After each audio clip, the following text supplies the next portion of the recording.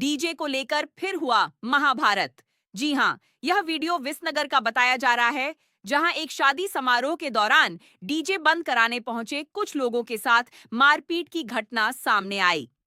बताया जा रहा है कि डीजे को बंद कराने को लेकर दोनों पक्षों के बीच कहासुनी हुई, जो देखते ही देखते झगड़े में बदल गई। वीडियो में साफ देखा जा सकता है कि मौके पर मौजूद लोगों के बीच धक्का मुक्की और मारपीट हो रही है।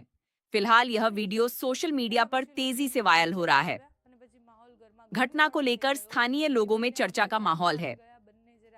प्रशासन की ओर से क्या कार्रवाई की गई है, इसकी जानकारी का इंतजार है।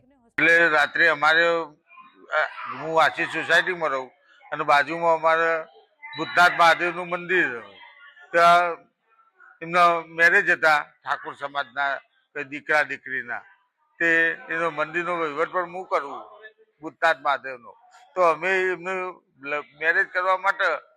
એમને એ જગ્યા અમે આપેલી નક્કી કરીને પછી એ લોકોને કંઈ ડીજેની વાત થયેલી નહીં અને છતાંય પણ એ લોકો રાત્રે ડીજે લાયા તો કશો હતો કીધું ચલો ડીજે લાયા હોય તો એમને સમય થશે એટલે 12 વાગે બંધ કરી દેજો એવું મેં એમને સૂચના આપી એટલે 12 વાગે બંધ કરી નહીં એટલે હું બંધ કરાવવા ગયો રાત્રે કે ભાઈ અત્યારે ધોરણ 10 ને 12ની પરીક્ષા ચાલતી હોય તો ડીજે તમે બંધ કરી દો લોકો ડિસ્ટર્બ થાય બાળકોને એટલે એ લોકો અમારા ઉપર હુમલો કર્યો અને લાકડીઓ અને પાઇપોના દ્વારા મારા ઉપર હુમલો કરવામાં આવ્યો અને મારી પત્ની ઉપર પણ એમને ગરદાપાટું કરી અને એને પણ હાનિ પહોંચાડી છે તો આવા કારણે મારા ઉપર હુમલો કર્યો હું અત્યારે સિવિલની અંદર વિસનગરમાં હું એડમિટ છું આ સંદર્ભે પોલીસે શું કાર્યવાહી કરી પોલીસે મારી એફઆઈઆર લઈ લીધી અત્યારે હાલ પોલીસ આગળની કાર્યવાહી શું કરે એ અમે પછી ખબર પડશે કેટલા લોકોએ હુમલો કર્યો હતો એ લગભગ 10-12 જણા હતા અને બીજું તો હતી બધા કઈ લોકો એવી રીતે હુમલો કર્યો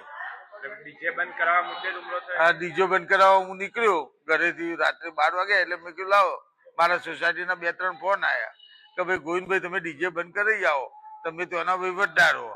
તો હું બંધ કરાવવા ગયો તો મારા ઉપર એમને આ રીતે હુમલો કાવતરો કરી અને મને ગાળો બોલી અને પછી લાકડીઓ પાઇપો દ્વારા મને મારવામાં આવ્યો એટલે મારો જીવ બચાવી અને હું નાઠ્યો તો હું આજે બચી શક્યો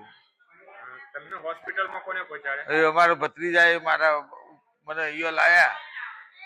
અને મને એડમિટ કર્યો રાત્રે મને કઈ ભાન હતું નહીં પોલીસ કેટલા વાગે આવી હતી પોલીસ આવી હતી લગભગ એટલે કયો આગળ ઘટના સ્થળે લગભગ રાત્રે